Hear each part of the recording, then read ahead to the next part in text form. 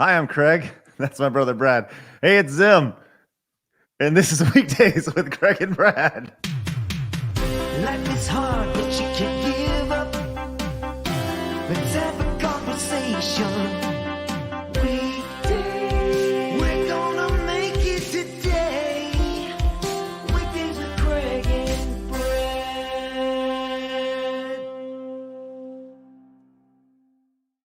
Episode 85, Brad. I can't believe I'm about to say this, but we did it. What did we do?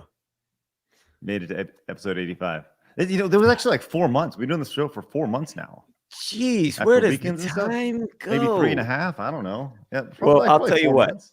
Do you want to know what the best episode of all these episodes are? You want to know the best one? What, Brad? The very first one. We've never topped it. That's true. We really, the one thing we missed was the intro. The intro wasn't there, so Yeah. No. Today, this one here Oh, is the best episode we'll ever do. Now, let me look. I've been doing this all week. I'm going to cap off the week. Craig, March 25th, 1985. Oh, I love this game. What was the number one song in America? I'm gonna go with 1985. Yeah. I'm gonna go with Lionel Richie. My girl likes to party all the time, party all the time, party all the time. Is that right? No, but I'm glad I got to hear you sing that. I sounded better than him, didn't I? You've been working on your voice. Sounds pretty good, right? You sound great, Craig. I Thanks. thought I was listening to the radio. Oh, that's good. I do sound like Lionel. Yeah. No, pull it up. This was the number one song. Phil Collins. One look at More that. Night. One more night. Every Phil Collins album artwork is just his face. And his hairline slowly moves back.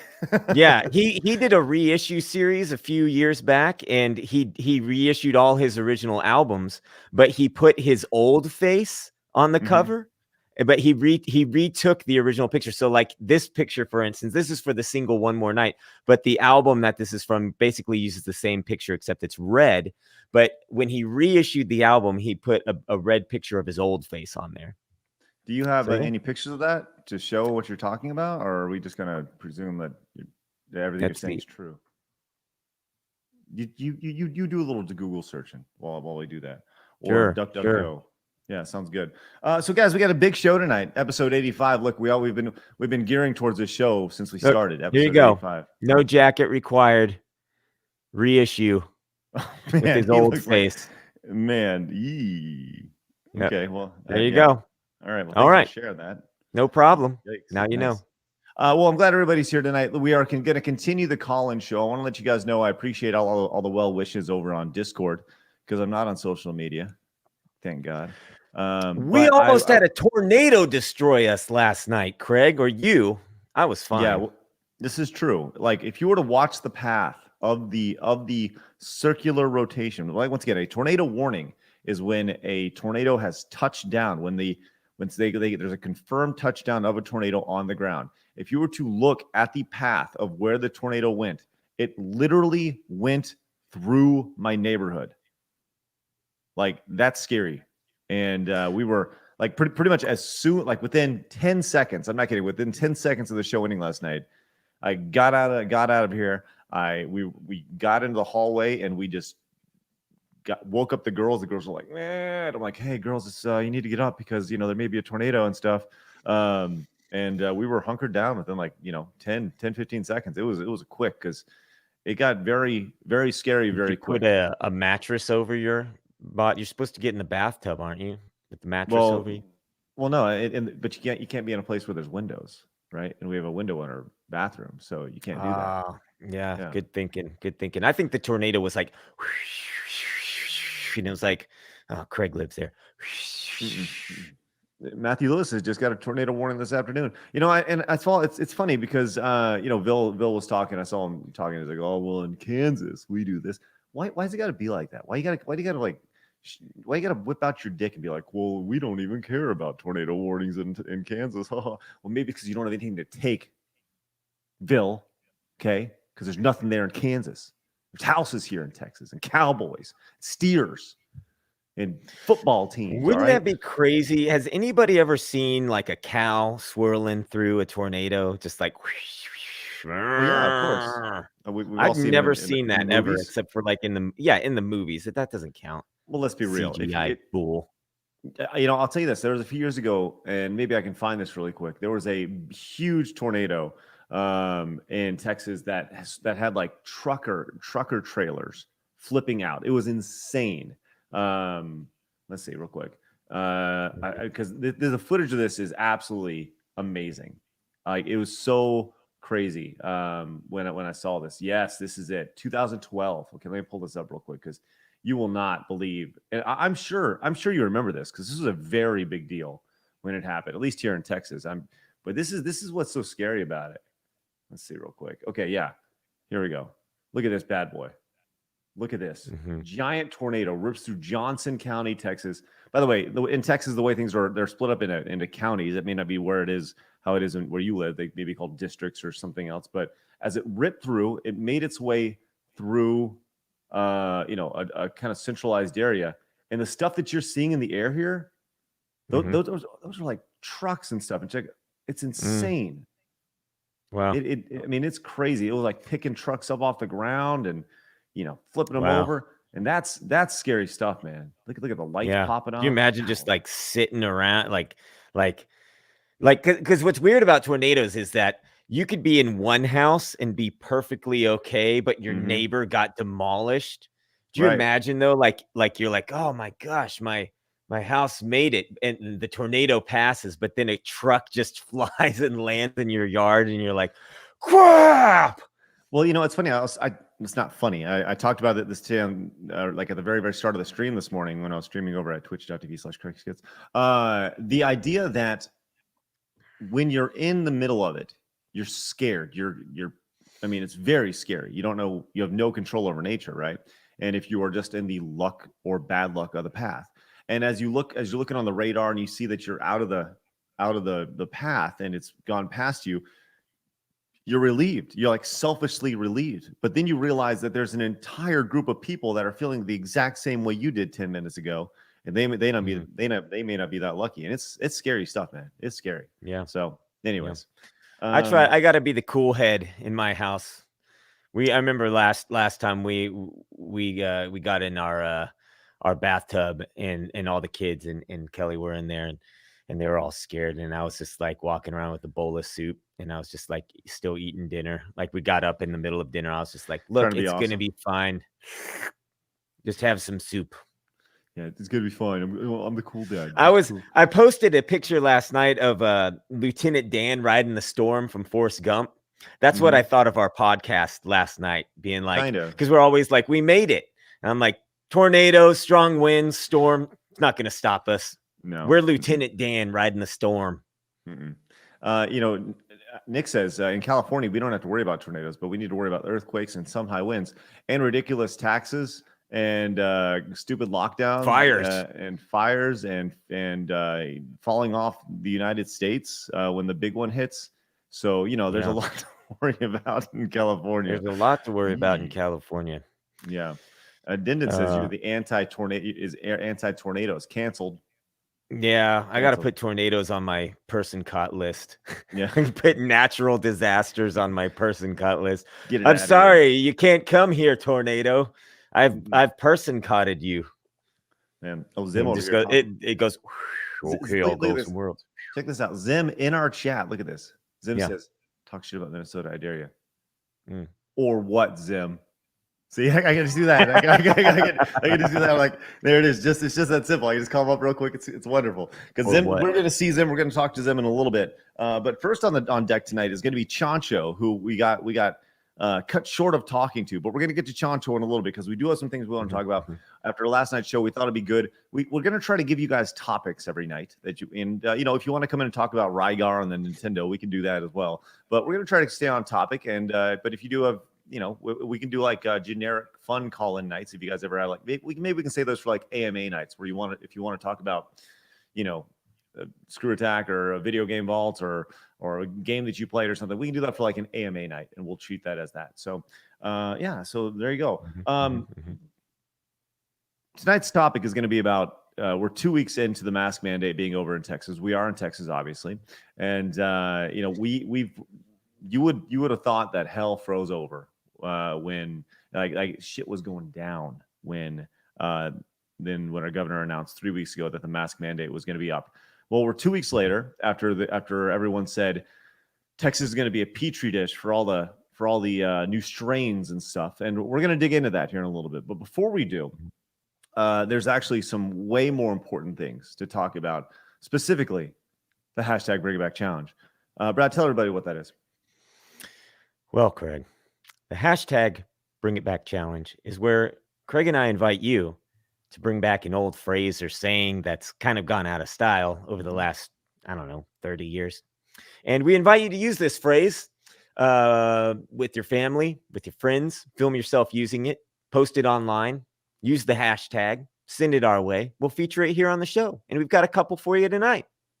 Lovely ones. These are outstanding. Yeah. Outstanding ones. And the thing I love about tonight's nominees, which, by the way, you're all winners and you're going to get bukus and bukus of points for participating, is that you've included your kids. So you can absolutely, for the first time, truly hashtag bring it back, because, hey, you will be able to do so by educating your children. Let's go to our first one here. Check this out. This one came. I want to make sure I get these right before I let you know who these came from real quick. Yes. Okay. This one comes from Alf for Reals. Or does it? Okay, let's see. I think it does. Let's see. Here it is. Check it out. Are you enjoying your quesadilla? Yeah, you go, girl. Okay, that was actually from Armored Armadillo. Sorry about that. I had it mislabeled. Okay. Look at that. That's perfect. Look at how happy this young lass is. Look at her go. Watch this. Look at this. Isn't that the perfect kid thought? Just like, man, life's great right now. Are you enjoying your quesadilla? What, Dad? Yeah, you go, girl. There it is. The positivity attached to it. Isn't that so great? You go, girl. That was our Bring It Back. That's how you do it right there. I love everything about it. Now, some parents, on the other hand, like Alf for Reals, thought to go another route. Where? Up your butt and around the corner. That's where it went. That's where it went. It's like, in case you were wondering, it went up your butt and around the corner. Right. Child, you dumb. You're so stupid. Thank you for that, Alf for Reals. Appreciate it. That's outstanding. Good job. And we do have one other child we'd like to bring to the table, and that is Vilter Drecky, who ordered 3 of our Mr. Zucchini Dude t-shirts. And as you know, they are great pooping shirts. So let's see what Vil's up to lately. Got one up there. One on the floor. Wrapped in. Oh, no. My bathroom accessories came in. And that's it. If we can just take a look real quick, I really appreciate just the idea that he had one hung up to use as a towel, first and foremost. One as a mat to get out of the shower, and then just one to wipe his butt with, which is always nice. So thank you, Vil. Appreciate the support. I hope you're watching the show right now on the toilet. Just dropping a load. Going to use that nice pink shirt, that orange shirt, whatever color it was. Way to go, Vil. Way to go. Going to wipe your butt with a coral shirt. Thank you for sharing that. Very manly. Very manly of you to share the manliest vegetable man toy. That's right. Ever. That's right. And sold, not available anymore. Gone. You can't get those anymore. Vil's got 3 of them. How many you got? Just saying, can't get them. Can't get them anymore. If they ever end up on eBay, be careful because they might be Vil's. They might be used. Oh no, Vil goes not orange anymore. Nice one. That was a great spit take. That was good. That was wonderful. Vil says 4 to be exact. Oh, Vil, what a star. What a star you are. That's a great. Oh, wow. You're the biggest fan of Mr. Zucchini Dude in the world. And I love that about in the entire world. That's fantastic. That's great. Even more so than the creator of Mr. Zucchini Dude, my brother, Brad. Well, Let's get to this. There he is. Look, hey, co-creator, okay? We got Craig came up with the idea. I just executed the idea for a t-shirt. And maybe one day we'll hit the cartoon. Who knows? I mean, who now knows? it's pretty well funded. When we sell 4 shirts, I mean, sky's the limit. That's right. So as I said, tonight we're going to continue the call-in show, but we do want to talk about our first topic tonight. Our main topic tonight is going to be the discussion of Texas 2 weeks later after the mask mandate is done. Brad, you wanted to talk about this tonight, so I'll let you take lead on this. Fire away. I don't know. No, it's been 2 weeks. I had an article pulled up, but I don't have it pulled up anymore because I thought you were going to pull up the numbers. But look, it's been 2 weeks. The numbers are at like all-time lows. Is that correct? Well, so I did a little digging here. I told you I took a screenshot of this on my phone. Actually, let me pull this up really fast because I want to make sure I showed this a couple weeks ago or a couple shows ago. Because on March 10th, here it is right here. I'm sorry, March 10th. Here was the days right here. This is what it looked like. Those are the numbers right there. It was 5,350 total cases.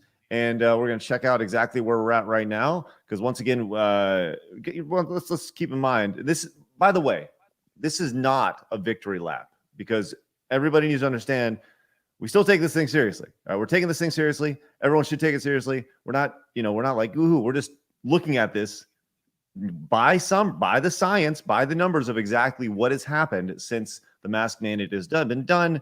And once again, that we just finished 2 weeks of spring break here in Texas. So with that said, here are the numbers.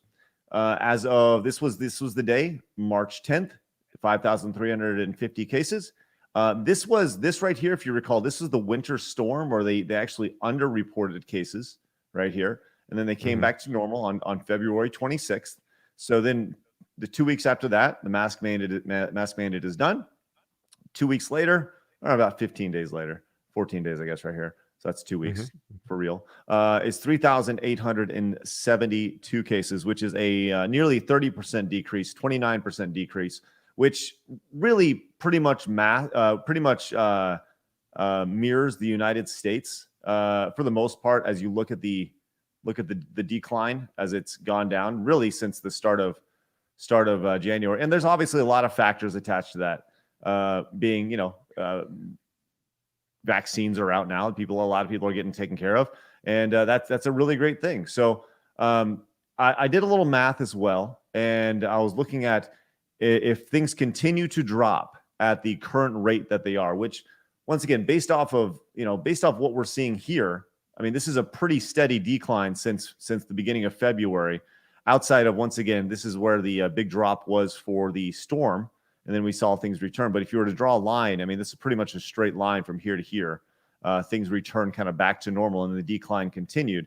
If things continue to drop at a rate of 29% every 2 weeks or so, by May 6th, we'll have less than 1,000 cases in the entire state of Texas, 972. So that's still 6 weeks away. It's a long way to go, and things can obviously change. But I think the idea of Texas being this petri dish of new strains, especially, with everything that's happening, like I said, we just had spring break. We just had, the borders are open and people are coming in. And, so there's all sorts of reasons why we could potentially see a spike. And, we're not saying we're out of the woods at all, but we just thought we'd circle back around and talk about it because we have. Well, what I'm curious about is 2 weeks ago, a lot of people said Texas deserves what's coming. They're gonna die. Yeah. And so it's been 2 weeks. Obviously, you said we're not completely out of the woods, but another 2 weeks, let's take another look. I'm just wondering if the people that wished death on us are going to apologize. I don't think anyone will apologize for anything. This is the internet, Brad. This is the internet. So I know, but that's what we need. We need somebody to apologize. To have a conversation. Life is hard and you can't give up. We got to have a conversation and apologize. Apologize. Well, so it's funny. Travis says 1/3 of the population of Texas has gotten a dose of the vaccine. You said it was 30%. Kirk gets it's that exact number. Yeah. Well, actually, here is the exact number of it in Texas, which is according to this on Google, 22% of the state, or 23, we'll round up, has gotten that. So.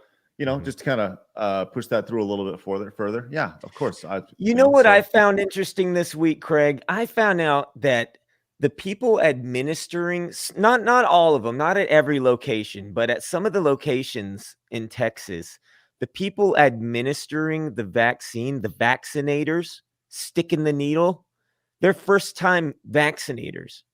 Like they just took like a course or something, and then like they're in there jabbing people. And like, that doesn't shock me. Well, it shocks me because everybody's like, yeah, you listen to the science, follow the professionals, do this, do that. But like somebody could be in there and they're like, all right, it's my first one. Yeah, I mean, yeah, but I think with anything that is being scaled to the extent that it is, as far as the vaccination effort, across the entire United States and world. I think it's very illogical to think that every single nurse in the world would be, or every person who's jabbing people would have experience in jabbing people, especially if it's like just going in the shoulder. Maybe I'm just more sensitive to it because when Austin was born, we had to go in and he had to get a spinal tap. And it was the most grown-up moment I've ever had in my life because the guy that was about to stick this gigantic needle into my baby's back, he had never, it didn't seem like he had done it before. And I was like, hold on, because there's another doctor there next to him, and she was like, okay, what you need to do, and she's like explaining it to him, and I was like, hold up, he's not doing that, you are. And so like I'm very conscious of like who's doing what as far as things like this in the medical field, because it's called practicing for a reason. And so I don't know. I just found that interesting that like, the whole world is like, look, we got to follow the science and follow the professionals and the experts. And then you go in for the final 2 jabs that you need to move on with your life, I guess some people think. And then, but really it's like some guy and they're like, and then he's like, yes, I did it. Right. You know what I mean? Practice on somebody that isn't my newborn infant. Right. Yeah, right. Exactly. And there will be kids going in to get this thing too. So it's something to think about. Right. It's funny. Real quick, I saw that Wolfox feels that Corona should really apologize. That's not what we're saying, Wolfox, and I really appreciate the over-the-top response. Extremely mature of you, Wolfox. It's just a poke in the arm. To the vaccine that has caused a ravage and world economies to stop, millions of people to die, and caused more emotional, mental, and physical harm than anything that's ever been done in the last, 100 years. So yeah, it's just a poke in the arm. Hey, listen, if COVID is smart enough to know when I'm sitting at my table at a restaurant, and when I'm at the front door in the space between, and when it can choose to come and attack me and pull off my mask, it's smart enough to apologize, darn it. So I want it to apologize. Yeah, please do. Everyone else has to apologize. Why not COVID right now? Right. Right. You know what? I should add COVID to my person caught list. You should, absolutely. Hey, Shrapple came in. Shrapple, good to see you. Thanks so much for resubbing Prime for 4 months over on twitch.tv/Craig Says love in the chat, boys. Keep on keeping on. We're going to do our best. Thanks. Smartlight says, until you've been the person behind the counter, you don't understand the power it has. Working in IT, I can tell most people anything and they would believe me. I'm the pro. I'm behind the counter. Right. Exactly. And there's a lot of truth in that. People just kind of take things for granted, or they take you as an expert because, like I said, you are on the other side of the counter. You are at the microphone. You are at the podium. I hope none of you take us for experts because we are not. We're simply making No. observations. That's all. No, we're So, not. Yeah, that's a very good point. I've said that for several weeks now. I wrote a big long thing about it on Facebook last year about, look, just because you got the job, it doesn't mean you're good. It doesn't mean you deserve to be there. It doesn't mean you're a great professional. right. You know, you and I had a conversation off stream about the what's the position? The health and safety something like the the health secretary. Right. So if you were to look at all the health secretaries in the United States over the last like 50 years, 0 of them would look like the like what health should look like. Like none of them look like they should be talking to anybody about health. And I realize that health is much more, you know, when you're dealing with a country, it looks much more than it's much more than the food you eat. But you would think that you should be the picture of what health should be if you are the person who's representing a country and telling everybody what health is. You know, Right. It's fascinating. It's fascinating. Yeah. I was talking about our standards in the country because like everybody that has any title that is making decisions for everybody else, they should be the perfect depiction as close as we could possibly get to what they're representing. And I was talking about how like we have such low standards that for most of us in the country, if we get our order wrong, like delivered to us at a fast food restaurant, and like say you order a burger and you're like, oh, no mayonnaise, please, and it comes out with mayonnaise. Like, I don't know, most of us second guess taking it back to the counter. We're just like, oh, it's all right. And we're like, we can't even get a burger right. And we're too afraid to even correct it. That like, it just goes up from there all the way up to our government officials sometimes where it's just sort of like, it's fine. Look, they don't have to be the depiction of health. Just it goes back to the guy who left you a Facebook message. Hey, why don't you just get the fucking vaccine? Yeah, You know, just wasn't look, that just his message. Yeah, just do it. Look, we don't have time for this. Just move on. Yeah, it's crazy. It's crazy out there. Color Gaming says, I get that these are legitimate questions, but shouldn't we all be seeing how many free donuts we can fit in our mouth? That's right. Yeah, for real. Awesome. No, look, yeah, somebody pointed out that you used to be able, I guess Craig corrected me, but somebody said, look, you can get a free donut at Krispy Kreme. You just have to be there when they're cooking fresh ones. You said they don't do that anymore. So I was like, No. well, then they're not even offering anything special to anybody anyway. Right. Because they're just sort of like, yeah, show us your vaccine card and we'll give you a free donut. Like, okay. But your second one, by the way, once you're hooked on our sugar rings, Look you'll be making a fortune. This is messed up, by the way. Listen to this. Daddy Quack says, my wife was told she hopes she dies from a stranger because she said she isn't getting a vaccine. Wow. What are we doing?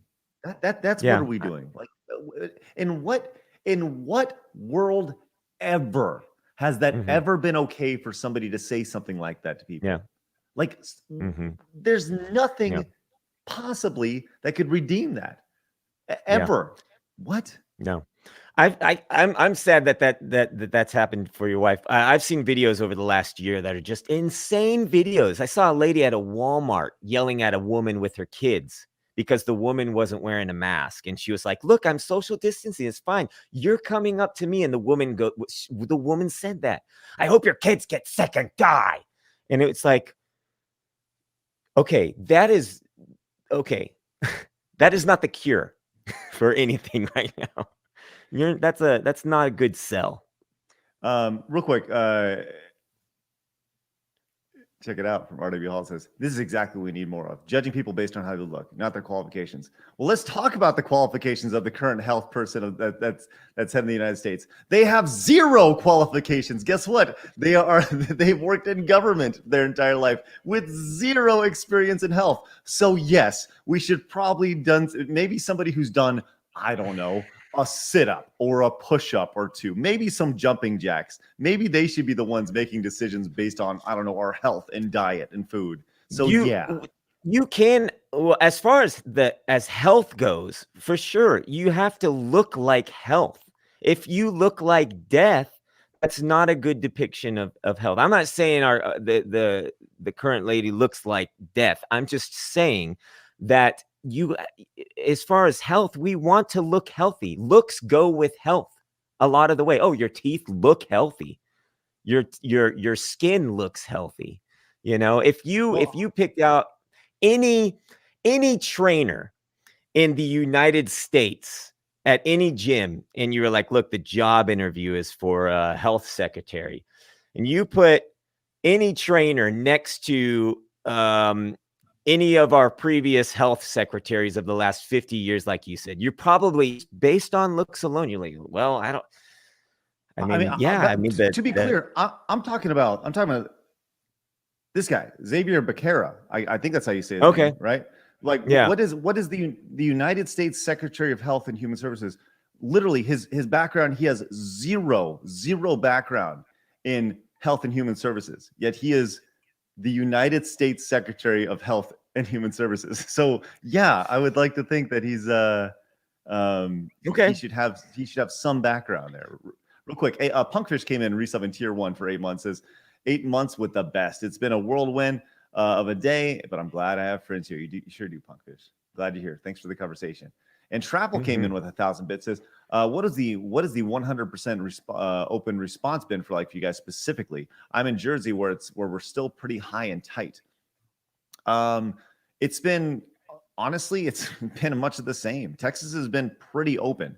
I mean, really, when they say the mask mandate is done and Texas can open 100%, a lot of the restaurants that I've been in the past 6 months, 8 months, there hasn't been a whole lot of change from that I've seen. I mean, I was in a restaurant 4 months ago that was just as full as it was 2 weeks ago, when the mask mandate opened, and that is 100%.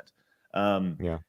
It's not a whole. Yeah, honestly, people are still wearing masks. In fact, yeah. I'd say more places are a lot more conscious about it. I had that story about our friend that went into the grocery store a few weeks ago when Governor Abbott had lifted the mask mandate, and she had gone in there all year, no mask. And the day he lifted the mandate, or maybe the day after, she goes into the grocery store. It's a person at the door, and they go, "I'm sorry, you can't come in." Like, and she was livid. Our friend was livid because she was like, today, now you care, right? And so a lot of companies, are now, I think it's funny that we spent the last year going, look, follow the science, follow the science, follow the science. And then Governor Abbott says, look, we followed the science. We think it's time. And then everybody goes, no. Right. Well, like I said, we're 2 weeks into it. We're down 30%. And if that trend continues, I think that the idea of, let's go back to the idea of what does flattening the curve look like? Just saying the curve looks pretty flat right now. It's actually decreasing. It's no longer flat. It's how long of flatness do we need? Right. So like, well, that's once it, who knows? Once it goes this way, is everybody going to be like, look, we got to wait a whole year. We got to keep going. Like, how long are we going with it? I don't know. Who knows? I just feel bad for Zim, who's sitting in a barrack right now, all by Zim's lonesome, just trying to figure out what he's going to do as he's stuck in quarantine. But here we are. Well, by the way, we're going to talk to Zim. So should we open up the phones? The phones. Open up the phone lines. Get on your telephone and call us. Man. Chancho is shaking his head. He looks pissed. I'll tell you what. Oh boy. Great. Hey, here we go.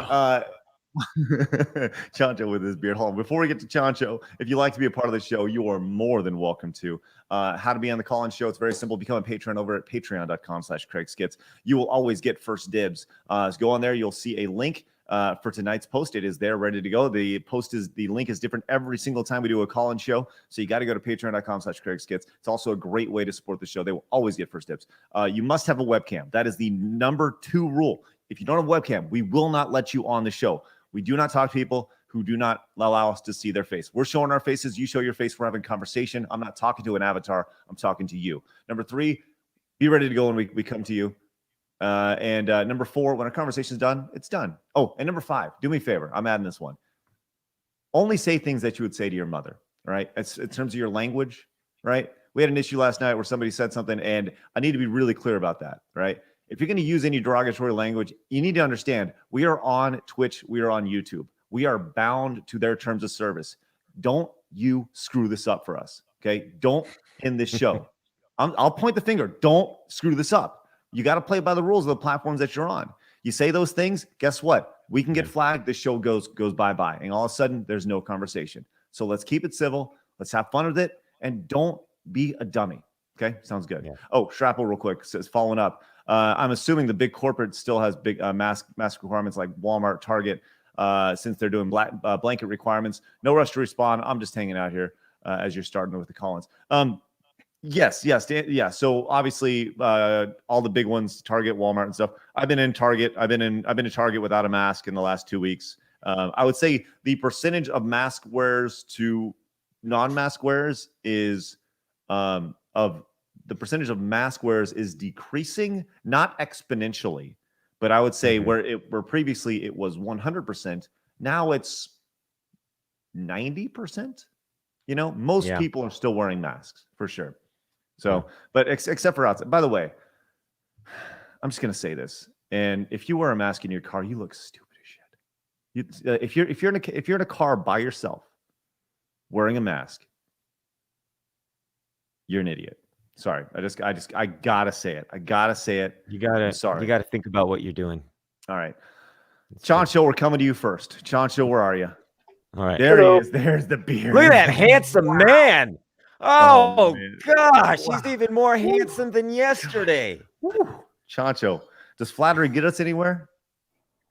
Maybe. Okay, sounds good. Okay, what you got tonight, Chancho? So I wasn't planning on doing this just because, but after last night's conversation, there were a couple of things that Chris said that popped out to me that I kind of wanted to address. Okay, so we're gonna follow up on last night's conversation with Chris. Okay, just a quick recap. Chris was concerned about essentially closet KKK members in the United States and closet racists. That was a big sticking point for Chris. Yeah, and that's what actually that was the first thing that popped out to me. And the second thing that really popped out to me is he said only white people can be racist. I have personal experience to know that's not true. Well, no. To be fair, he did not say only white people could be racist. He said anybody could be racist. He did say that. Yes. So, but yeah, I mean, I think it's very clear the idea that like there is this thought process, you know, being thrown out there that only white people can be racist. Where I know that I've had many different ethnicities be racist towards me. Right. I know, right? So Twitter says that. Twitter try being trilingual, 3 languages. I'm not going to say what the word for black person translates to word for word in English, just because we're on YouTube. Yeah, you don't want to do that. That's included. Sounds good. Well, did you want to follow up on what Chris was talking about? Like your personal experience or anything? So, I'm kind of curious. I wish he was still on because I'm kind of curious what he means by closet racist, because I've had run-ins with racists. They will tell you to your face and they will threaten you to your face. My family's had plenty of experience with real racists. Literally have family members who have gone to jail because they fought with the KKK back in the 1920s and they ran the government at the time. And they literally harassed my family until my parents. Now, can I ask you this, Chancho? As I mentioned, like the stats attached to the KKK now with 3, you know, the idea is that there are about 3,000 members of the KKK in the United States, which is once again 1 or 0.9/10,000% do you feel threatened by the KKK? And specifically, I'll say, do you feel threatened by white supremacy? Because that's the big thing now, is like white guys are bad guys. No. Okay. Thank goodness. And never really. But then again, I'm not a good person for that because I've never been afraid of anything. I've always kind of been that person. Good for you, Chancho. But there are real racists and they will come up to you, they will tell you, and they will threaten you, and they will tell you why they hate you. This is true. This is absolutely, look, you know what? I 100% agree. And I think there are, like I said, I've experienced that too. It's not just like I said, all races can be racist. And it's just so bizarre to me. It's so bizarre to me because I know I can speak for myself and Brad to say that we were not raised that way. We were not raised to think of people as white and black and Mexican or whatever. Like people have always just been people to us. And the idea of like being told that because we think that way, that's wrong think is incredibly asinine to me. Because you see people as equal, you're wrong. And that is like, and really, like I said, most of the time I'm told that it's from like a 22-year-old white girl who wants to put me in my place. So it doesn't really carry a whole lot of weight. Right. So, but I don't know, like, is that justified when people say that to us? No, calling someone racist in the words of my father, those are fighting words. It is like calling me a beaner. I mean, it's like, what did you call me? Right. It's one of those things where those are real fighting words. And is gringo fighting words? Depends on context. Hey, gringo, get over here. Let's fight. No. Well, yeah, those are fighting words. But like, for example, my sister, she's very pale. Just luck of the draw, genetics. Right. Everyone in my family calls her La Gringa. La Gringa. Because she's just pale. And I mean, every Hispanic family generally has La Gringa and El Negrito. That's me in my family. What is it again? El what? El Negrito. That's Spanish for brown. Ah, okay. Or black, depending on, or technically it's black. It's what it depends. Does that come for your sweet ass beard? What is sweet ass beard in Spanish? El Chancho. Let's go. No one ever says sweet ass. Yeah. See, there's a secret. You got to brush it 100 times. If you brush it 101 times, it all falls out. Just all gone. Oh. All right, well, Chancho, I love the conversation, man, and I love you chiming in. Thanks for following up on everything, man. And you got anything else before we let you go? Yeah, just on the COVID topic, nothing's changed for me. Nothing here in Texas in El Paso area. Mm-hmm. I go in, everything's walk into a store, you wear a mask. My company has not opened up its facilities. We're all still working from home. Hey, can I ask you something? Since you're in El Paso. One thing that we've heard is that we're in North Texas, up in the Dallas area, and the one thing that we've heard is that there's a border crisis happening down in Texas, and El Paso is traditionally thought of as a place where there's a lot of immigrants passing and a lot of drug trafficking going on through El Paso. Have you guys noticed an uptick in any of that happening out there? Border crossings, it's crazy. What does that mean? What I mean, more or less? Way more. Well, COVID kind of helped to drive it down, but right now, I have friends who are working 12-hour shifts with 8-hour breaks, and then sometimes it turns into 20-hour shifts working for the Border Patrol. So it's really insane what they're right now. Zim's going to get a couple new buddies to stay at his base in the area too. All right. Well, I appreciate that. That's really interesting to hear because, like I said, all you go off is what you see on the news or on social media, and it's so slanted, pointed other ways. Like it's great to hear your perspective actually being there in El Paso. So I appreciate that, Chancho. Thanks so much, man, and please take care of yourself and your beard. Got it. Thank you, Craig. I appreciate that. Bye, guys. Thank you. See you later. All right. Let's see you. I think he brings up a good point about how to spot a racist, a real racist.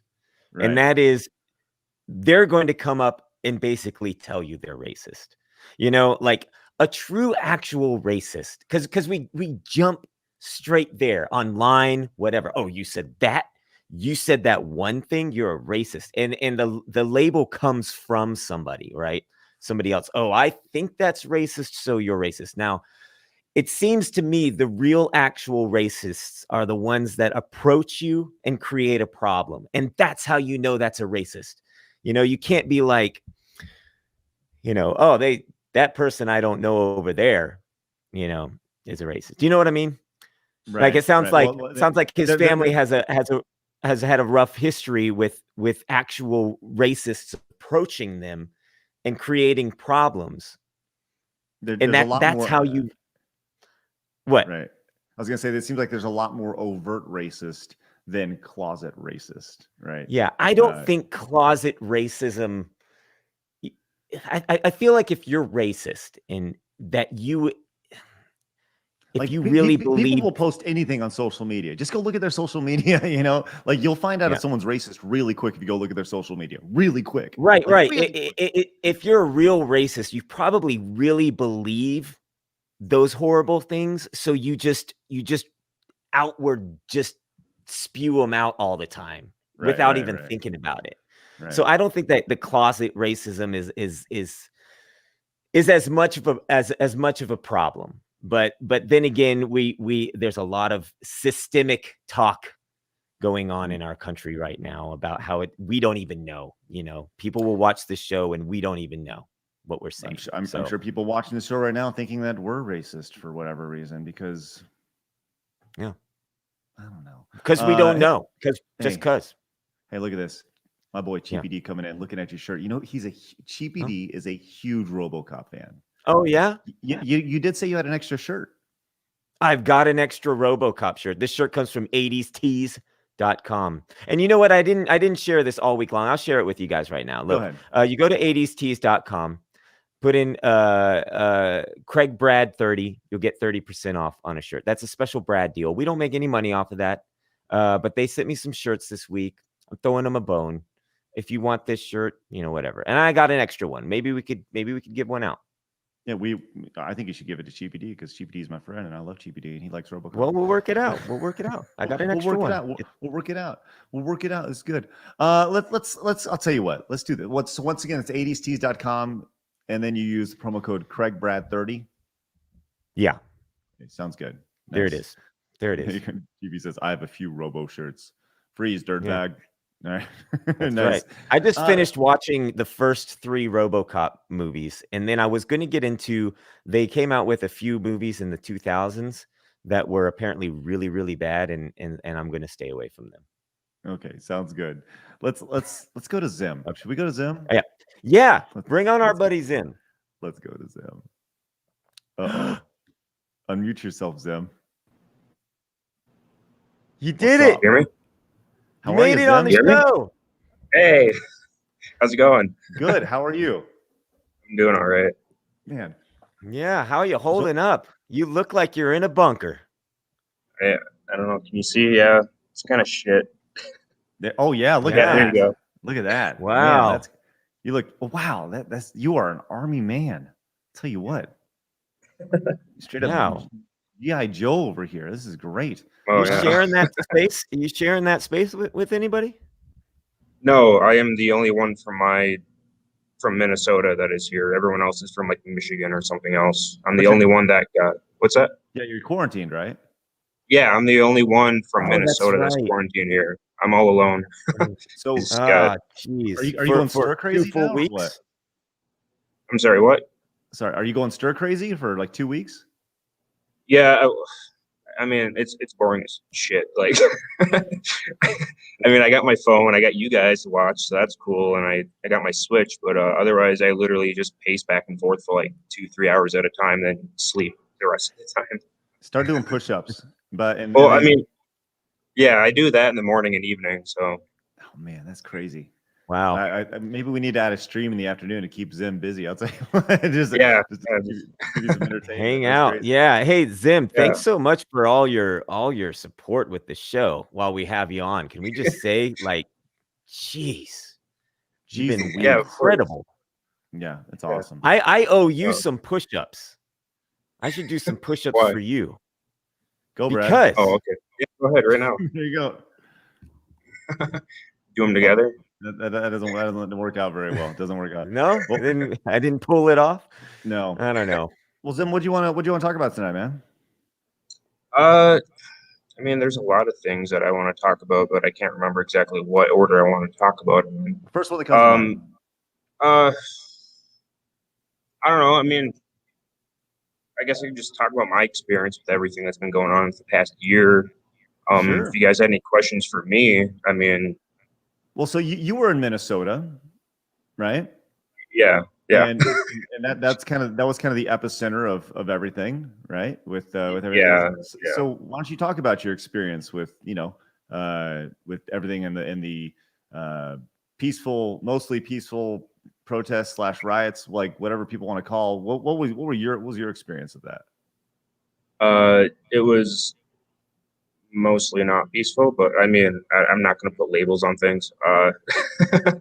No, so I was supposed to go just like a normal drill weekend. Well, normal, I should say. Our drill weekends aren't normal. They're pretty long for what they are. Like, they lie to you when you join the National Guard. It's not 2 days, it's like a week, a month. But so I think it was like the third day we got the news, or a bunch of people were like watching the news, and the third precinct burnt down in Minneapolis. And shortly after that, we got spun up. They're like, grab your shit for like 3 days, just grab a few things, and we're going to be going down to Minneapolis. Well, then like 8 hours, 9 hours later, we ended up finally going because, the military is super fast.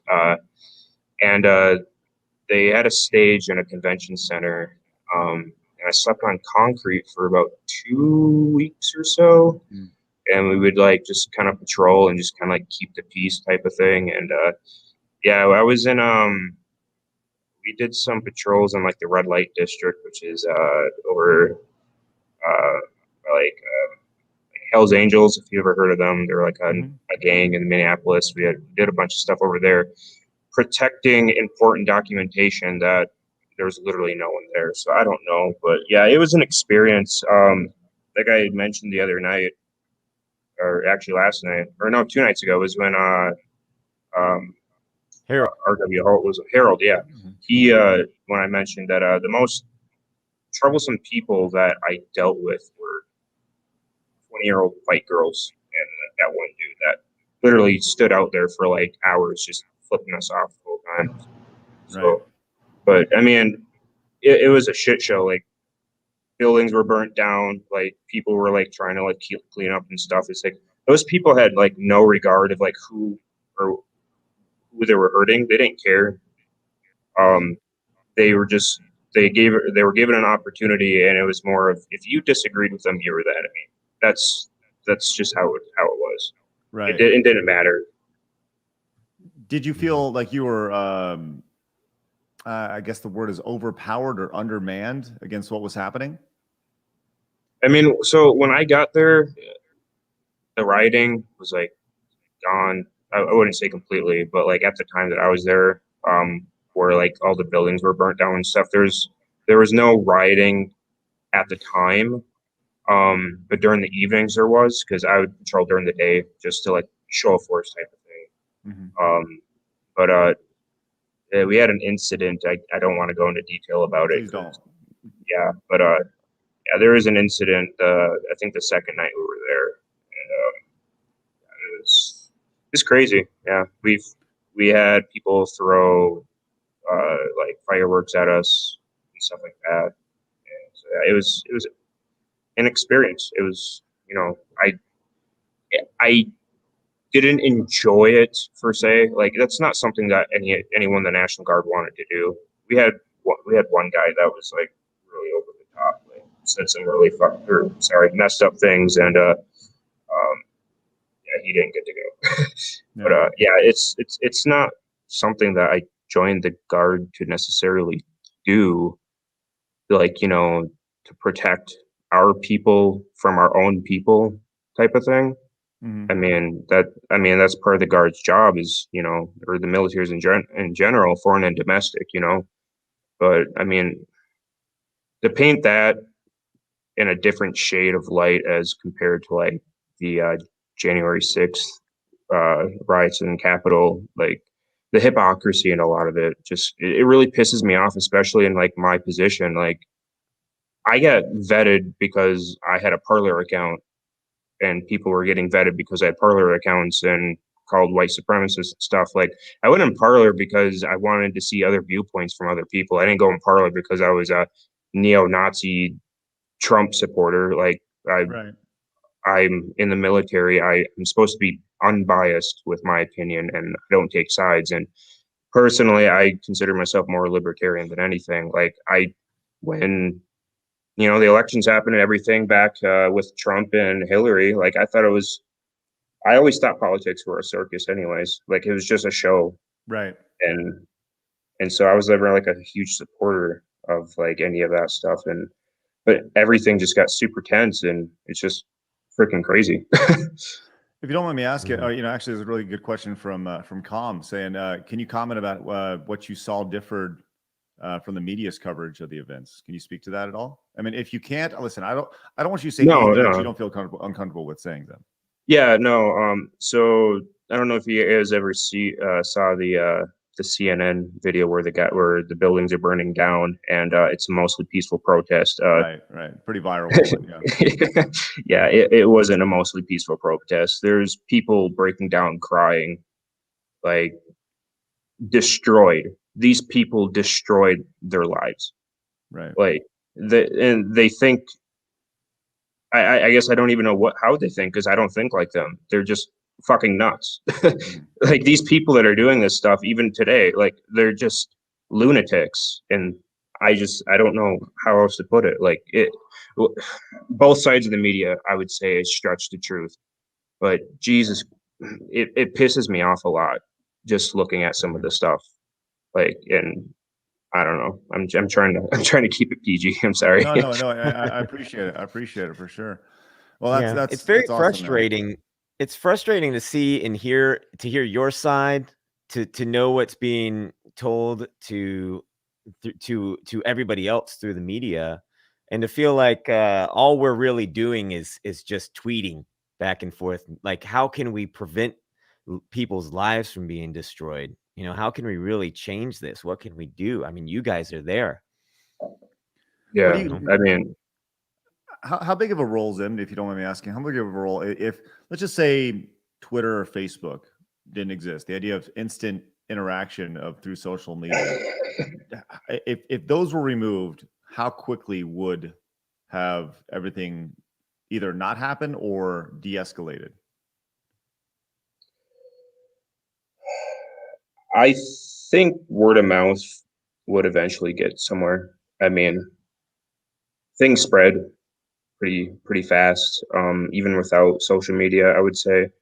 But I would say if Twitter and Facebook were to just fuck off, like that would be great, because they definitely piss me off enough to where they instigate a lot. Like, right. I don't know. It's just ridiculous. Like, and people act like those platforms are like the holy scroll text of like everything that's happening. Like, oh, everything has to be true on this because these people said it. They have blue check marks. They know what they're talking about. No, they don't. Were they there? No, I can guarantee you they freaking weren't. Like, it's just an echo chamber.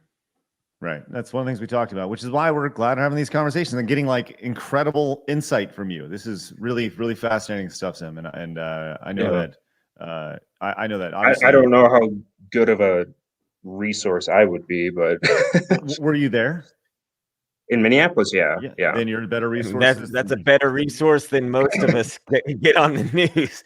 Because I've made the point over the last year, like I really don't follow the mainstream media religiously at all. I look for, over the last year, there's been so many public events. Everybody's got a phone. I look for footage of people that are at these places to make my judgment on what we're seeing, what's actually happening. So like, to hear your perspective is more valid to me than anything that I'm going to see on TV. Yeah, for sure. Yeah, it's ridiculous. Like things get spiraled out of control, narratives get twisted, and then people's emotions get screwed with, and then it's a shit show for everyone. It is. But Zim, we appreciate you you going to bat for us, man. We really do. And we know you're kind of up a creek. You got to quarantine for a couple weeks, but man, we're going to be here for you, just like you've been here for us. So we greatly appreciate it, Zim. Thank you so much. Yeah, I got my my lobotomy this morning. It was my 5th brain poke from this crap. God. And hopefully I get my results tomorrow, and I can determine whether I'll be in this building for 9 more days or going back across the street for however long. Yes. Well, I hope for your sanity, friend, that you are able to get out and everything comes through with passing, flying colors and all that stuff. But Yeah, all right, well, we'll be thinking about you for sure. We're here for you. I appreciate it. Zim, have an excellent night, man, and thanks so much for your support. We all genuinely appreciate it, man. Thank you very, very Yeah, no much. problem. Yeah, thanks for having me on. For sure. Yay, Zim. Oh, that was we awesome. love Zim. Zim's been amazing. Thank you for coming on the show. That for was sure. so great. Good to put a face with the name. I've never seen Zim. Yeah, we got what a handsome, we got a great looking audience. You kidding me? That's what I was gonna say. We've got the best looking viewers on the internet, for sure. Wow, that's awesome. That's awesome. Speaking of good looking people, hey, let's just make our way down the aisle and talk to Iceman. What's up, Iceman? Hey, how you guys doing? Good to see you. Hey, so a lot of my discussion will probably be market focused. Craig and I have definitely discussed a few things in the past, AMC wise and altcoins and whatnot. I really want to pick Craig's brain on, what are your thoughts on sticking long term on what you have right now? I know AMC spiked and then came down a little bit. Did you sell off like I did, or what are your thoughts there? I'm going to hold it. I'm going to hold it for as long as I can. And, I think once things kind of return back to normal, I don't have like an incredible amount of money in AMC anymore. So, it's one of those things where I'm just going to kind of write it out and see how it goes. So once again, I'm not a stockbroker. Please don't look at me for stock advice. So Iceman and I have spoken about stocks and Bitcoin and cryptocurrency and all that stuff for quite a while now, several months. So I'm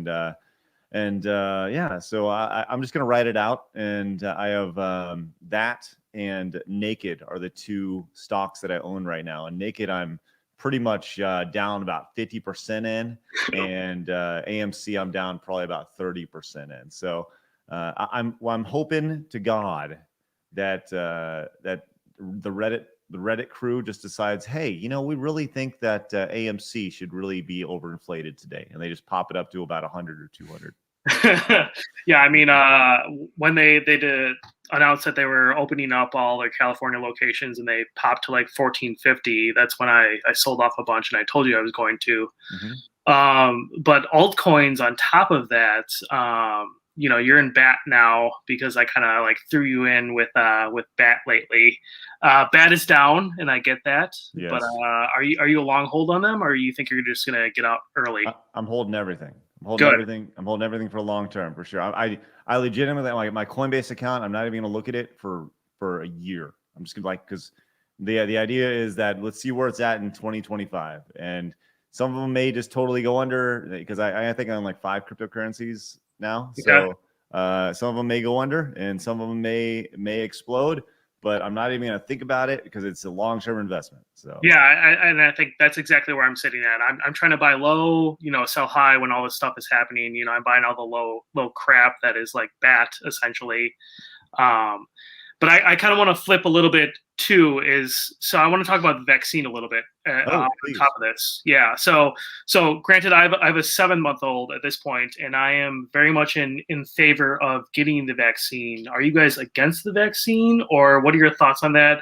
Granted, I know a lot of research hasn't been done on it, but I feel like it's better than nothing at the end of the day. My thought on the vaccine is, I think when you look at the numbers of the risk categories for certain demographics, you can make your own assessment of how risky it is for you, right? Based off of the data that you've seen, based off of age, based off of comorbidities, based off if you have diabetes, if you're overweight. There's all these different things that factor in to your likelihood of catching and really the disease doing a number on you. Now, with that said, there are anomalies, right? We've talked about that. The end of the idea that you talk about the 25-year-old guy who was healthy as a horse and it hit him and he died. There's always going to be anomalies. I personally, I'm just going to kind of wait and see about it. I think that with people getting vaccinated, once again, my biggest thing is I want you to live the life that you want to live personally, and just don't tell me how I should live my life. And I don't really care how you live. I don't think there's really anything wrong with that thought process. And if everyone continues to get that vaccine, whether it's I think the target number is 70%. They're looking at 70% of the United States, then the herd immunity will hit, and everything's going to be good, and so forth and so on. So obviously, there's a bigger issue because this is a global disease. It's not just something that is contained to the United States. And you see countries, like over in the UK right now, where they're levying out 5,000-pound fines for people who just want to leave the country, which is just like that's just totally insane to me. But that's my thoughts on it, Brad. Mm-hmm.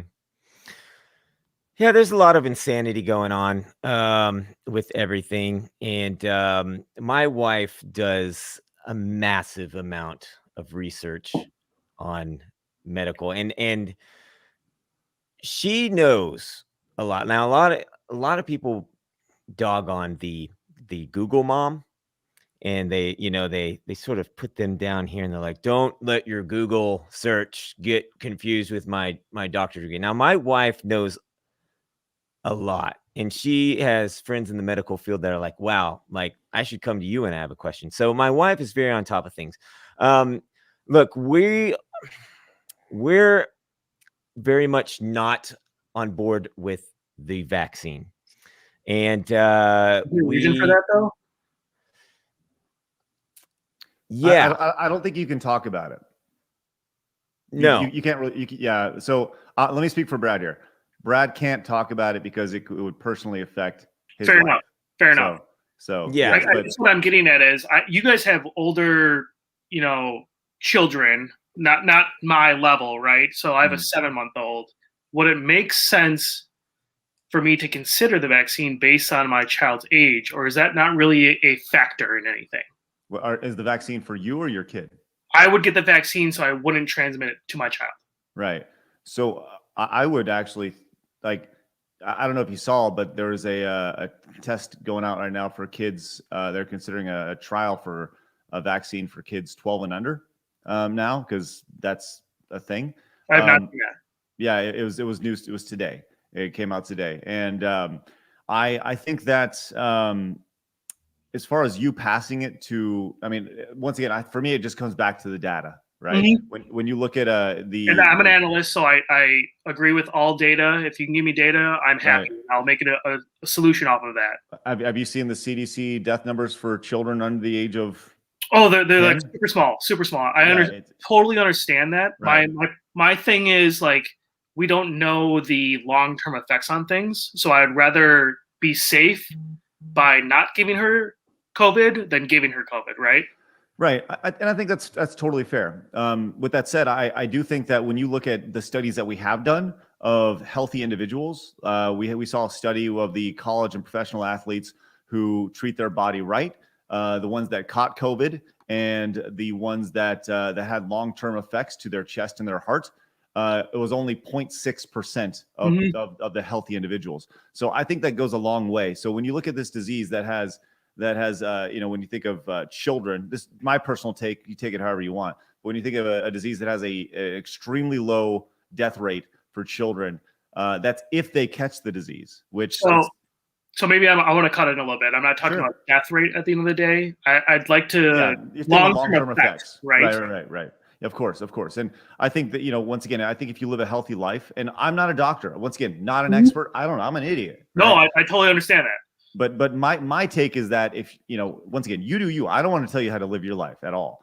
But my thought on it is that, if the most important thing you can do with your children is teach them to live a healthy life, and teach them how to live a life where they are content, learn how to treat their body right and treat other people right. So, yeah. I am not going to give you any medical advice at all on this show. I'm not asking for that. I guess I was just asking for your total opinion on what has happened with now a vaccine being kind of readily available at this point. Yeah. I think everybody's just doing the best with what they know how to you know, with everything that's gone on the last year, I think everybody's just making their best decisions based on that, and that's what you got to do. I think you look at the data. Like I said, you're an Yeah. analyst. You look at the data and you make those decisions. And the most important thing in your life, man, is going to be your children. It's going to be the best thing you've ever done. And whether you have 1, 2, or 15, you know, your kids will always be the most important things in your life. So whatever you need to do to make sure that you feel like you can protect them is what you need to do. And I will never fault a parent for that. I think it's fair. I think that's fair. For sure. So, well, cool, Iceman. It's great to see your face and continuing the long-standing tradition of, man, we got a great audience. I'll tell you what, we got a great handsome audience. Well, I'll tell you what, especially with the Brewers cap. Nice. Iceman, thanks for chatting tonight, man. Really appreciate it. All right, we'll see you later. See you in the streams. Oh man, great stuff. Love that. Yeah. Awesome. I get nervous. I don't want to give any. No, well, listen. As we said, we are not medical professionals. We're not anything professionals. I talked about video games for a while, and that's what I do. So please don't take anything that we say ever as advice for what you should do with your life, because that I will not. I'm not. That's not me. Don't take anything from the show ever. We're just having conversation. That's it. So want to be really clear with that. So yeah. All right. Real quick, Crazy Star in the chat says Texas never really shut down where I live in Texas. The only thing that changed my life is what I have to wear a mask in the store, right? And not a whole lot's changed. It's kind of one of those things. So not a whole lot's changed in the last 2 weeks either. Let's go. I'll tell you, I don't know if we're gonna be able to get to everybody tonight, but I'm gonna do our best. But I know that Danny was in here last night, and we couldn't get to Danny. Colin also hopped in for a last night. I'll tell you, we're gonna do that. We're gonna rapid fire through these because I don't want to go longer than 90 minutes tonight, because that's my fear with the call-in shows, is that they go for a long time. So we're gonna have some good, strong, brief conversations here the next 3. So we're gonna go to Jose, then we're gonna call, and then we're gonna finish up with Danny Hall. Does that sound good? Yay. Okay, sounds good. Jose, I'm coming to you, big boy. Let's go. What you got? Jose, thanks so much for being a member, man. Becoming a patron over on patreon.com/CraigSkits. Hey, thanks for choosing me. I'm just so happy and excited to talk to you. I've been a fan of yours for so long, and just such a treat. Thank you, Jose. Appreciate that, man. Awesome. Well, what do you want to talk about tonight? Yeah. Oh, yeah. Sorry, it's very brief. I think we should move from love. I think that choosing ethnicities and stuff like that, it's just not gonna work. Regardless, we're gonna end up hitting the same wall. You know, if we put somebody else on top, it's just gonna be the same issue. We have to stop seeing it from that and change it to love. And oh man, the issue right now, the main issue right now that nobody really talks about, there's cancellations of famous people and all of this, but that doesn't matter. That's ridiculous. That's stupid talk. Oh, I'm sorry. I'm getting passionate. I'm sorry. Okay, I love your passion. And if there's one thing you should be passionate about, it's about treating people right. And I love that, Jose. I love it. So I say treat people with love. And one big issue right now is our jail population. And just look at our jail numbers. And let's focus on these real issues. And let's not worry about who's on the Aunt Jemima cover or whatever. Right. We have real problems going on. I can leave it at that. I would love to continue talking, and I love your show. Thank you so much. Jose, thanks, man. Really appreciate it, man. Love your passion, and I think we can all learn a little bit from Jose's passion right there. You treat people right. Ready to go. Thank you very much, Jose. Appreciate it. Yeah, 100%. Thank you, Jose. All right, man. Awesome. That was great. Great stuff, man. Coming in hot from Jose. That was excellent. Love it. He's spot on, and he's exactly right. Like everything that, like a lot of the stuff we talk about on this show, it's the things that are going on Twitter. It's fluff. You know, that's what I was talking about with Zim. It's like, look, what can we actually start doing and focusing on to make a real difference? All right. Right. Cheers to you, Jose. Love it. Yeah. Drink out of your Beatles water cup. There you go. That's great. Cheers. This is good stuff. It's real quick. Sweet Gamer came in. It's good to see you. Formerly Super Chun Li from back in the Screw Tech days. Says, I forgot to ask earlier, did you hear yesterday about the guy who found shrimp tails in a box of Cinnamon Toast Crunch? I heard something about this. I have not looked into this story, but I saw a picture of a shrimp tail, and I'm not sure where the story ended up. Well, I mean, as much as I know, shrimp tail, cinnamon toast crunch. That's all I know. The tail end of it is that there's whatever. Okay, just none of that. Okay, no. Let's go to Colin on this call-in show. Hello, Colin. For $5.99 a minute. How you doing, boys? Oh, we're gonna be paying you.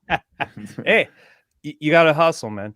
How are you? So I'm doing all right. You know, it was nice to see Zim on talking about what you guys were talking about, because me and him had mentioned something about that last night. And I just so happened during this time to pull up an article from NPR in 2017 in Minnesota. And this is what a lot of people don't understand about the border situation that's going on here in Texas. Cartel members don't poop where they eat. You know what I'm saying? Like, they're not doing their business there. They're using Minnesota and Minneapolis as a distribution hub for North Dakota, South Dakota, Ontario, and Wisconsin. In 2017, they had seized more than 1 metric ton of methamphetamine and heroin in Minneapolis alone. And that's just the stuff that they found. Right. It went down exponentially after the border wall started going up. I was a huge critic of the border wall as a builder myself. It didn't seem viable. But as it started going up, I started noticing the numbers going down and things started getting better. I saw it improved. But then we fast forward to the riots, and you see these businesses being burned down. People are cheering, yeah, let's destroy big business. Well, one thing they didn't realize is that the Walgreens that were being looted for their Sudafed to cook methamphetamine. And now the small towns in Minnesota are suffering massively from these riots due to like drug use and such. Do you have any stats behind that, Colin, by chance? Have you seen any stats? I do not. I just know that what I personally see, and I don't want to go into too much detail because how I know this is from people that actually went down and did it. I did not ask them about it, and I don't associate with them. That's just, right. I live in a very small town where people like to talk, and I just stay out of it. Well, I'll tell you this, drug use is, specifically the opioids in general. That's very close to me and Brad. We actually had a cousin who passed from drugs. And so I'm sorry to hear that, man. It's one of those things where it's unfortunately it's part of life, It's tough. My dad's been dealing with an opioid addiction for over 20 years. It's not an easy thing to deal with. No. And for a lot of people, it ends up in death. But the idea of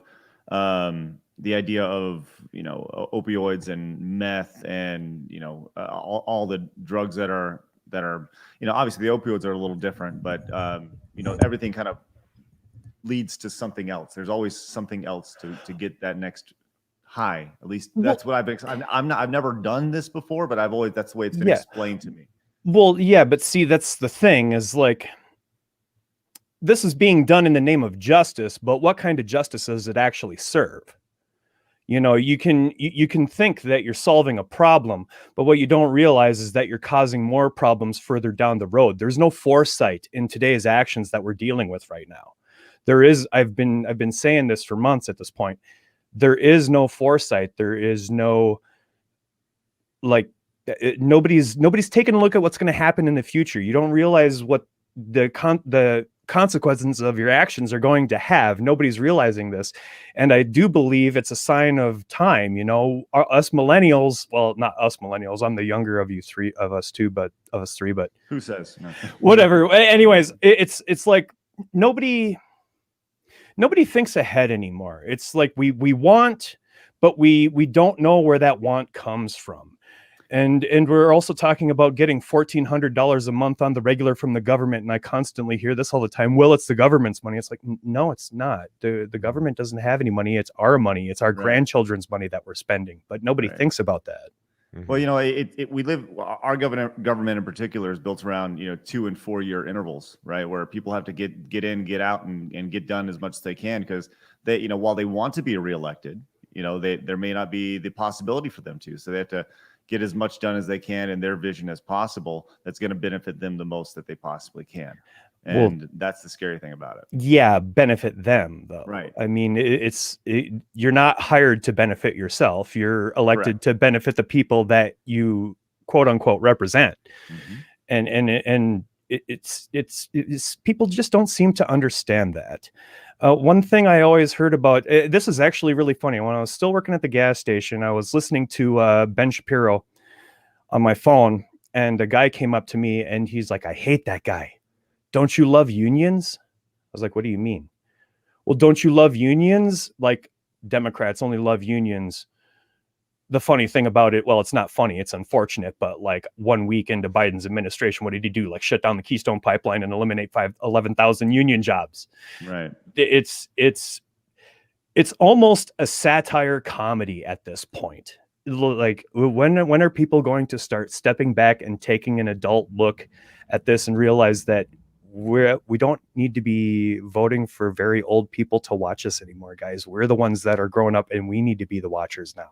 Now, with that said, it was pointed out in our comment section. Like, it was there's a comment a few days ago that said, "Well, like, why is calling Joe Biden old bad? Trump is also an old man." And for the record, pretty much every president outside of Obama has been pretty old. You know, when they came in, you know, Bush. I guess Bush was fairly young, but you know, when you look at our, you know, in the grand scheme of presidents, or I guess I don't know why I put quotations in that, but presidents of the United States, they've traditionally just been old guys. But the idea is that old people traditionally have more experience, but they've also had more time to weasel their way through the system as well. So, you know, I do think that there will be a time, just from a political standpoint. Like I said, I'm not a huge political guy. We talk about some political stuff here, and people hear us talk about political stuff and they go, you're a political guy, right? Because we casually mention it. But just from a sheer observation, I think you see, bye, Brad, you see, nope, I'm back. You see it just shift back and forth. You know, you saw you saw what happened. There was the extreme version of the left and the right and the right and the left. And I think we're just going to continuously see this teeter-totter really for a while. I mean, assuming that you know, the number of states we have doesn't change. But from a Texas standpoint, like that's actually one thing that I very much want to follow up on. I want to follow up with Senator Biederman to see where he's at with this idea of Texas seceding, and if there's been any traction on that. I think we should absolutely, Brad, have him on again to talk about that. Yeah, I think that'd be fun. Absolutely. I loved it. I thought it was very enjoying. But just really quick, you want to say that people have been in office for a long time. I used to say this when I was in the construction trade, because I used to figure out methods and ways of doing things and building that people that have been in the job for 30 years never thought of. And I started with this argument by saying, just because you've done something for 30 years doesn't mean you are the paramount professional to it. There's always going to be some young gun that's going to come up and figure something out that you've never thought of. And to live by that standard stifles progression. And oddly enough, these people want to talk about progressivism, and they elected one of the oldest, most non-progressive people in office ever. I mean, the guy is half asleep. And you also talked about rich white guys. But I also made this argument on Twitter. People want to talk about Trump and say he's a rich white guy. I was like, well, Bernie Sanders and Joe Biden are also old rich white guys. So what is it? Your old rich white guys better than my old rich white guy? Is that what we're really coming down to now? You know, there's a lot of double downing going on. Well, it's like, I mean, if we want to make a change, we got to stop voting for the same people that we've been voting for 40 years. George Carlin said it best, that if we complain about these politicians so much, then where are all the new, young, bright people of conscience? Who is the new generation willing to step up and lead the way? We don't have those people. We just want old Grandpa Biden to take care of us. Well, they're on TikTok. Yeah, they're on. They're on TikTok taking a bath in marshmallows. We really don't want them running the country. No, I don't. I think they're good on TikTok. Yeah. You know, I do think it's going to be very interesting to see with how media has changed over the last, really 10, 15 years, the idea of what celebrity has done to potential presidential candidates. You look at like Reagan he was an actor, then he went into politics. Obviously, Donald Trump, who was, obviously a mogul, right? But got really known in the last, 2 decades prior to being president as a guy on TV. You're fired, right? Yep. It'd be very interesting to see if some top liberal or conservative YouTube personalities would ever actually consider, stepping into the idea of running for office. And I think the answer to that is probably no, they wouldn't, just because they would have probably. Don't want to sacrifice my audience, man. I don't want to split Right. I don't want to split my viewership in half. Well, I think for a lot of them, you spoke of like Ben Shapiro. He's thought of as a fairly conservative guy, right? Or you think of like the Young Turks, and they're obviously very liberal. If somebody from them came out and they were to say, well, I'm going to run for president, and if there would be a counterbalance to that from a conservative standpoint or whatever, if that is the future of what our leadership looks like, because they are, when you think of somebody like Shapiro, I mean, he truly is like, his campaign started when he started his YouTube channel, because he doesn't need to go out and campaign. He already has this massive audience, and every time he speaks of a certain subject or makes a video, that is his stance. That is his thought. So he doesn't need to, when people say, what do you think about this? He said, well, I talked about this in 2020 about in the February 14th video, but I'll, give you a recap over. It'll just be interesting to see if these YouTube and TikTok or Twitch or whoever personalities decide to take that step into politics. I will not be ever. So. Well, you're saving your sanity on that. I myself am dipping into it, and I can see why a lot of people don't. It seems like it's difficult by design, for sure. Right. Well, I appreciate you popping in tonight, Colin. It's always a pleasure to see your face, and we'll good seeing you, Craig. Nice to see you, Brad. Buddy, okay. Yep. What do we owe you? $200 for this phone call? Well, maybe I'll cut you the friends discount. Oh, thanks. Oh, sweet. We'll see you later. Appreciate it. Let's see you. All right. Good stuff. Fardis says, why is your opinion more right than mine? Right. Exactly. That's why they're called opinions. They're like, what's the old saying? Opinions are like assholes. Everyone's got them. Right. Yeah. This is kind of how it is. All right, let's finish up the So Strong, man. Let's finish up the So Strong, because I know that Danny Hall is going to bring it. Danny, what you got tonight? Hey, Hey, Danny. It's me, Danny Hall, coming to you live from Utah. Go ahead. Quick question. If I could take a hard right turn, just kind of end the night light, if that's okay. Please. I'm about to become a homeowner, closing on a house next week. Are you guys both homeowners? Fortunately, yes. Congratulations, Danny Hall. Yeah, congratulations. Thank you. What's your top tips, I'd say, for first-time homeowners? Is your home new or is it old? It is like, old. is it okay? Built in 1962, and believe it or not, we're going to be the second owners of it. Okay, so that means it was well cared for, which is good. So they took care of it. I think the number one thing that you should always have is homeowners insurance. And I know that it's expensive, but make sure your homeowners insurance, make sure you have that, because whenever, especially with an older house, whenever you think you're not going to need it, you're going to need it. Whether it covers your air conditioning units, your whatever it is, because a lot of time, just make sure that your homeowner's insurance is there, it's built in, and you don't take that for granted. I know that sounds really silly and it costs a lot of money, but you may be paying X amount of dollars a month, but it'll be a fraction of what you'll pay ultimately when your AC goes out and you go, well, at least I got my homeowner's insurance. So we ran into that several times where my wife was like, what do you think? And I was like, I don't know. I don't know if we should hold on to it. And she's like, well, we'll hold on to it. And she was smarter, because like literally 2 weeks later, we needed it. So I would definitely, I know it sounds like a basic thing, but you should absolutely hold on to that. Oh yeah, absolutely. Yeah. Sorry. My house, we bought our house brand new, and it was a spec home, one of the first ones built in our neighborhood. And we bought it in our early 20s, and we're still here, and we love our home. But it's got a lot of oddities to it. And so, even though you're only the second people there, make sure you take a good look at the nooks and crannies, because there are going to be some surprises. And I asked if, usually the older homes have settled and they've worked out all their kinks. My home experience has been I've gotten to live with the house settling over the last 15 years or so.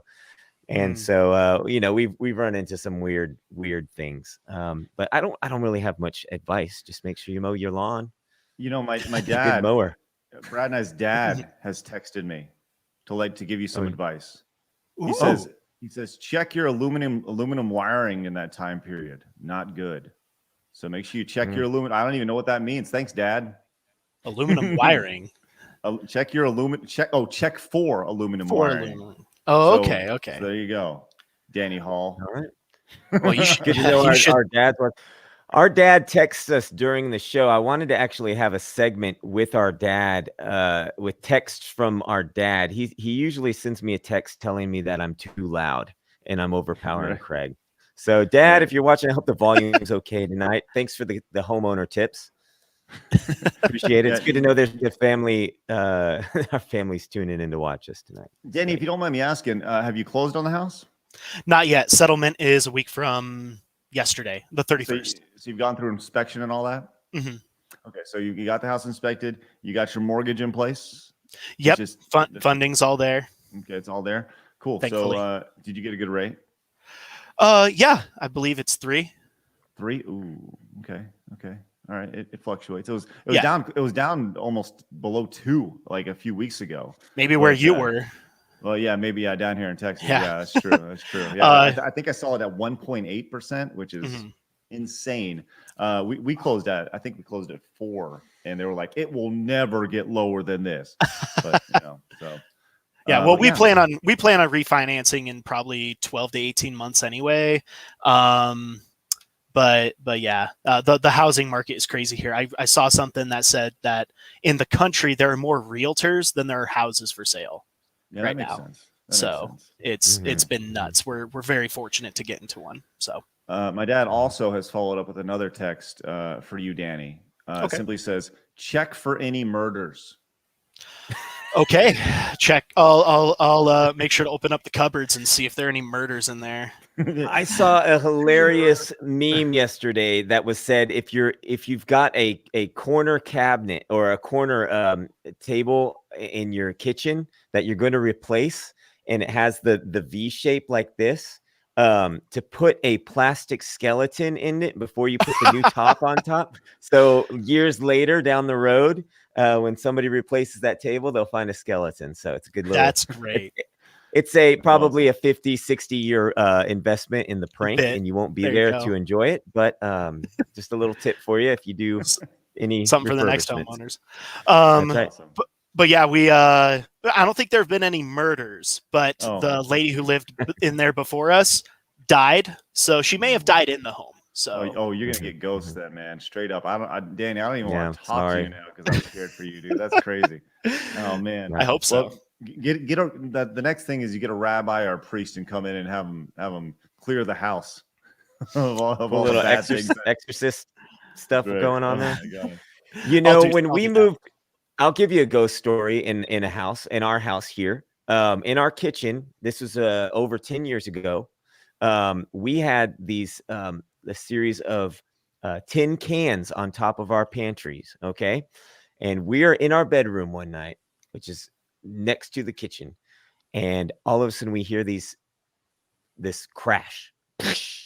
And we go to the kitchen, and one of those tin pans had fallen all the way from the top. There's no way it could have just fallen. So it just ended up, it was up there, high up on the pantry, came down on the floor. We might have ghosts. Tin can or tin pan? Tin can. I'm sorry. What I say? Tin pan? Tin cans. Like a tin can. They were decorative tin cans on top of our That's how we decorate. Just so you know, Danny, everybody in Texas has tin cans around the top of that's just how it is. Yeah. They were decorative, like something you'd find at like Hobby Lobby or something like that. But look, it was up there. It fell down. That's the most ghost in the house experience I've ever had because we couldn't explain it. We were just baffled. So anyway, you might have ghosts. Got ghosts. That's all I'm saying. I hope so. Man, It's pretty cool. Well, hey, if nothing else, you can get Al for Reals, who comes in. He's a local paranormal investigator. He's and Al for Reals says, I've got stories that will give you goosebumps. I don't want to hear them. I don't want to hear them at all. So there you go. Yes, and and I think this is the other thing, and as Obalulu points out here real quick, you can find everything you'd ever want to learn on YouTube, which, Danny, I know you're a smart guy, so you can be able to do that. So that's right. So I learned how to fix my cars. Yep. I am redoing a shower that I started in October. So I'm getting there. There you go. Keep going. All You through got YouTube it. videos. All through Right. YouTube videos. Love that. Yep. Love Anything that. there. That's great. Well, Danny, I appreciate you popping in tonight, my man. Thanks. Always Glad to a be here. Pleasure to see your face and to hear your voice. That's right. Welcome to There the you go. roster of distinguished, handsome gentlemen that watch That's our right. show. I can't wait till we have a girl call in. You know, once Oh again, man, that'll be great. only 2% of our audience is female. So, you know, and I'm totally great with that. Totally fine with that. But I'm loving that. So, well, cool, man. That's great. Great stuff. And All right. that is what I want from the call-in show. That is what I want. So you bring it, we talk about some of the things we talked about. You know, if you want to lighten it up a little bit, talk about houses or whatever, you know, we can do that too, you know, whatever. And this is fun time. And I'm glad everybody did. If you guys are new to the channel, hopefully hit the subscribe button. And if you're following over on Twitch, hit the follow button over there, because that's great. We really appreciate that. Before we leave, Aiden came in with $1, says the Young Turks were named after a nationalist organization during the 20th century that caused the Armenian genocide. Thank you for sharing, Aiden. Appreciate that. Week to you. That's awesome. What a roller coaster ride of emotion we had tonight. We were all over the place. We had race in America, COVID talk, how to take care of your house, whether or not to get the vaccine, all sorts of stuff. Lovely stuff. Good job, everybody. And just so you know, record viewership right now. Record viewership tonight, which means we're growing. So make sure you hit the subscribe button.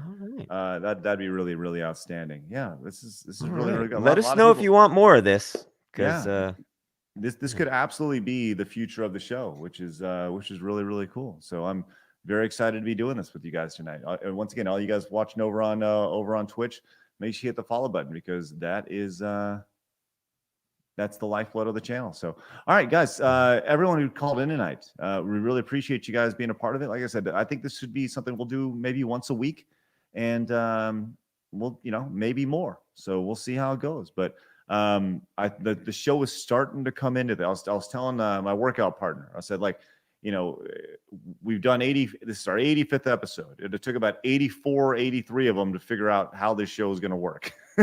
And we appreciate you guys coming along for this ride with us. This has been really, really fun. So let's continue it on and continue to grow. And remember, YouTube will not promote us. You guys got to help us. So continue to get the word out and let people know this is happening. Thank you guys very much for tuning in tonight. Brad, do you have anything before we move on for the weekend? You better not end this show without allowing our friends to feed the Al Gore rhythm. I'm Al Gore, the voice of your generation. Young people today, let me ask you this. How can we party? The earth is so big.